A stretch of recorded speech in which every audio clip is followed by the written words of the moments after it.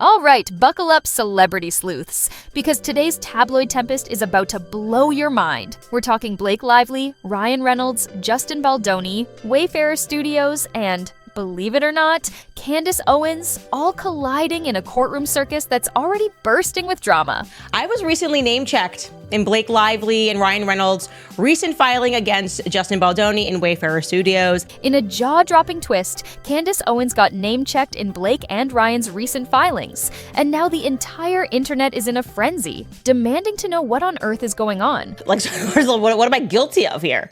What am I guilty of here? Are we witnessing a Hollywood power couple's desperate attempt at damage control? Is Taylor Swift somehow caught in the crossfire, with top-secret text messages rumored to be hidden behind high-stakes protective orders? And how does Candace Owens, who proudly declares herself not a party to the lawsuit, fit into all this? Like I said, I am not involved in this lawsuit, or at least that's what my lawyer kept telling me. Oh no, you're not a party to this lawsuit. Well, joke's on him, because I have now been name-checked in this lawsuit. Today, we'll unravel the cryptic clues. Believe us, you won't want to miss the sizzling details behind the so-called attorney's eyes only fiasco.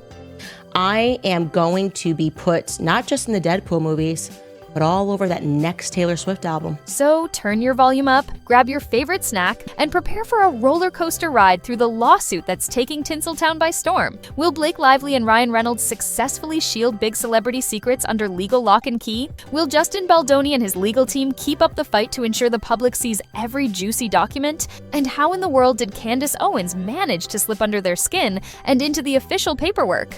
They subpoena my financial records because I'm alleging that something was done that led to severe financial consequence in my life. So the other side says, okay, we're going to subpoena your financial records. We've got all those answers, plus a few wild theories, playful metaphors, and rhetorical questions to keep you glued to your screen. Let's dive into the tangled web of allegations, questionable clauses, and star-studded cameo appearances in this legal drama that's making the entire internet collectively clutch its pearls. And then just to say, predictably, the media outlets picked up the same narrative. They're like, they got me out here looking like Regina George when she cuts her shirt. And then everybody just starts cutting their shirts. It's like, no, I'm just telling the truth. So how did we get here in the first place? This entire fiasco centers on Blake Lively's lawsuit, in which she alleges a slew of claims surrounding Justin Baldoni and Wayfarer Studios, reportedly including accusations of inappropriate or harassing behavior. For months, fans of all parties have been sifting through swirling rumors, while the official teams involved have jockeyed for public sympathy. Then, out of nowhere, Ryan Reynolds cracked a joke on national TV, Blake gave a handful of eyebrow-raising interviews, and next thing we know, real attorneys are convening in New York. Their biggest point of contention? A protective order designed to keep certain documents confidential. Well, Blake Lively's team is essentially requesting the right for their attorney to just designate that AEO, attorney eyes only, because that might unfairly harm the reputation of Taylor Swift. So confidential that even the other side's major players can't see them. We're talking attorney's eyes only, which is basically the Taylor Swift clause, as Candace Owens so gleefully dubbed it. Allegedly, Lively's camp believes there are major third-party reputations at stake. Hint,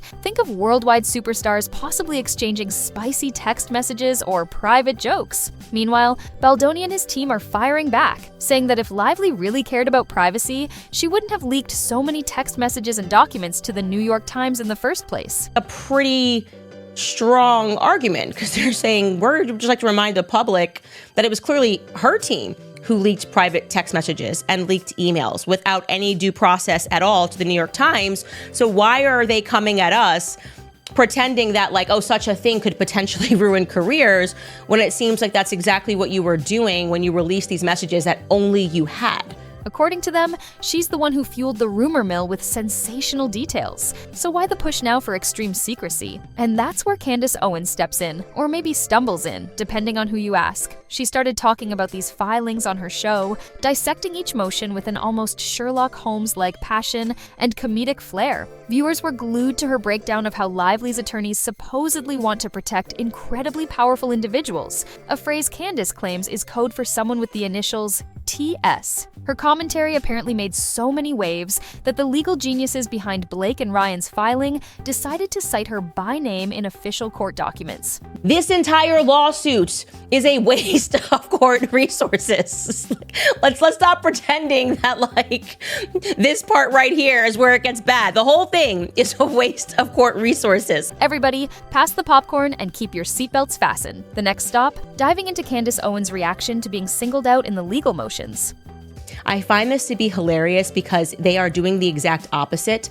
They're actually protecting incredibly powerful individuals. Like I said, I see right through this. This is the Taylor Swift protection order. Picture the scene. Candace Owens goes live on her show, beaming with that, "I finally made it" look, riffing about how the haters are probably begging for forgiveness. She's cackling with delight, borderline delirious, telling viewers that while her own lawyer keeps reminding her she's not literally a party to the lawsuit, she's decided to ignore him and call herself a party anyway. Why? Because Blake Lively's attorneys wrote something along the lines of some online content creators who parrot Wayfarer's narrative, at least one of whom has ties to Friedman's law firm.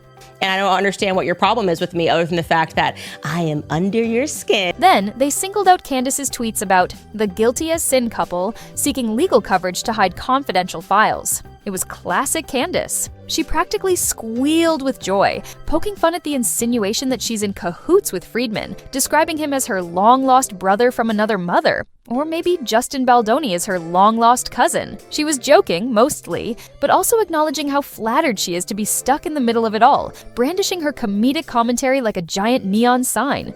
Yeah, hey, genius lawyer, that defeats your whole argument. It means the public already knows who these people are, okay? So you're sitting here saying you gotta protect them. We know who they are because of your filings. She roasts Lively's team for seeming to want an attorney's eyes only designation, not so much to protect random third parties, but more likely to keep A-listers, Red, Taylor Swift, from being embarrassed if their personal texts appear in the public record. Candace wonders out loud, in that playful, tabloid-friendly style, if you're so worried about sexual harassment victims, why did you yourselves name drop all these other individuals, revealing their roles in the alleged fiasco? She suggests it's not about protecting the vulnerable so much as protecting the reputations of the super famous. And then, cue the drum roll, she dangles a spectacular rumor. What if we get our hands on actual text messages between Blake and Taylor giggling about top secret Hollywood stuff? Candace calls it the ultimate prize, joking she's worked so hard for years to see those T-Swift texts, even if that's only been her crusade for the last month. The question remains, will the judge ever rule in favor of Lively's request, granting them the power to label certain materials as attorney's eyes only? If so, does that mean not even Justin Baldoni himself gets to see the goods? Allegedly, yes. That's precisely what they want. The drama is almost too mind-boggling to be real, but here we are, knee-deep in a swirl of hush-hush demands, cryptic references to newly discovered victims, and cameo appearances by unsuspecting pop stars. All right, so you know who Blake Lively is, right? Most people know her. Yeah, see, the people who are booing, they know. Grow up. You're in the public eye.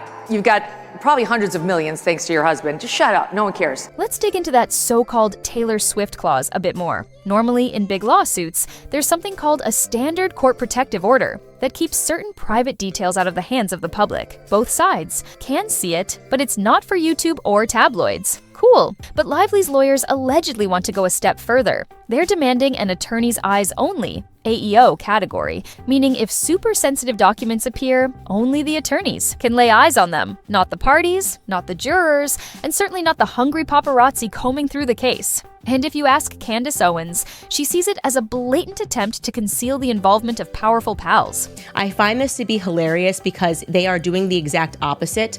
They're actually protecting incredibly powerful individuals. Like I said, I see right through this. This is the Taylor Swift protection order. Could they be referencing candid convos with Ms. Swift, or maybe confidential discussions with big Hollywood hitters? The Lively Reynolds team insists they need this because there are potential victims of sexual harassment who might be outed in discovery, and a protective order would spare them further trauma. But critics retort, weren't you the ones who leaked a mountain of texts and emails to the press? Tension soared after Ryan Reynolds joked about the lawsuit's claims on a high-profile show, ironically fueling speculation that they want all the publicity until it's inconvenient. Meanwhile, Baldoni's side wonders if they're being set up for a gag order in which Lively can keep playing the victim card publicly while they get muzzled. Then we have our ringmaster, Ms. Owens, piling on comedic rhetorical questions every step of the way. If you guys are so worried about confidentiality, why the initial leaks to major newspapers? Why mention so many secret witnesses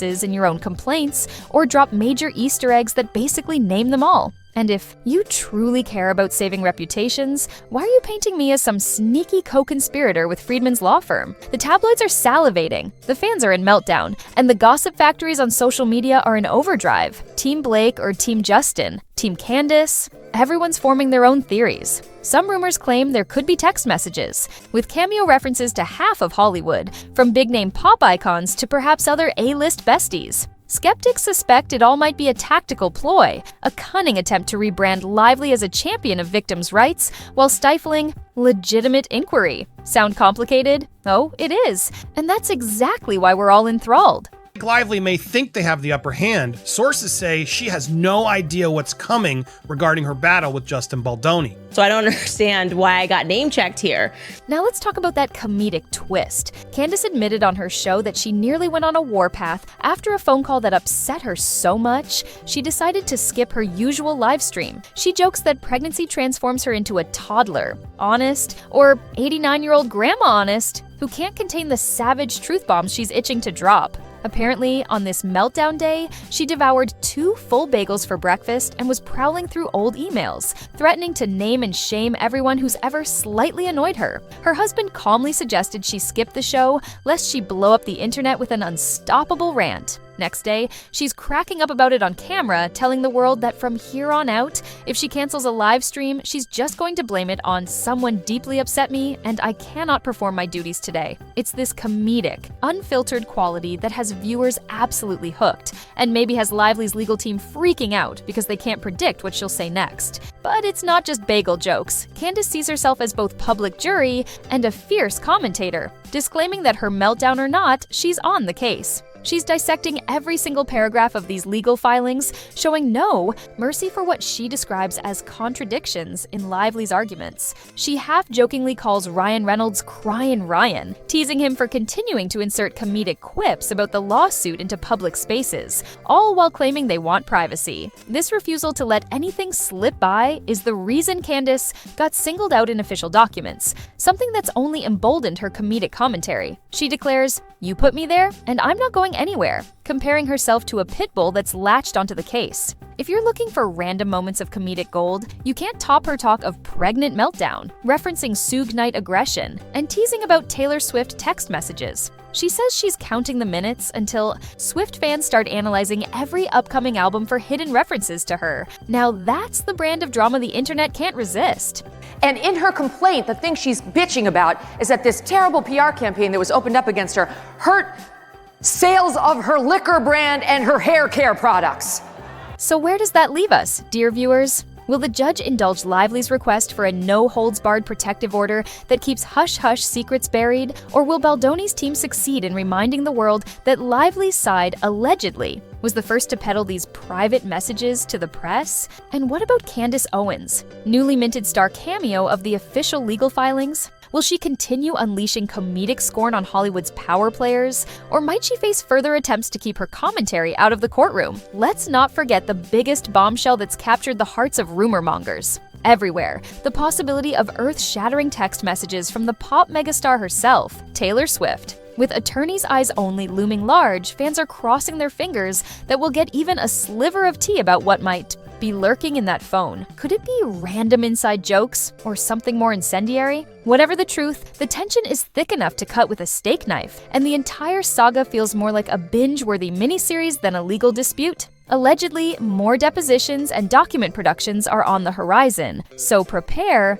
for a frenzy of spin from both sides. We all know how quickly these high-profile cases can morph into PR warfare. Insiders suggest more third parties might surface, claiming either harassment or hidden alliances. Candace Owens is revving her engines, vowing to stay on top of every new revelation, all while balancing pregnancy cravings and possible phone calls that might set off another meltdown. And of course, we'll be right here along for the ride, dissecting the court docket like it's the latest Netflix obsession. So, what do you think, folks? Are Blake and Ryan genuinely concerned about protecting the vulnerable, or just worried about preserving their own star power? Is Taylor Swift a true behind-the-scenes player with major secrets, or are we all being lured by the mere whiff of her name? And is Candace Owens the unstoppable voice of reason, or chaos here, shining a light on hypocrisy, or fueling the rumor machine for her own brand of comedic entertainment? Sound off in the comments below. This story is only getting started, and your hot takes might be more epic than the lawsuit itself. If you're craving more juicy updates, be sure to smash that like button, hit subscribe,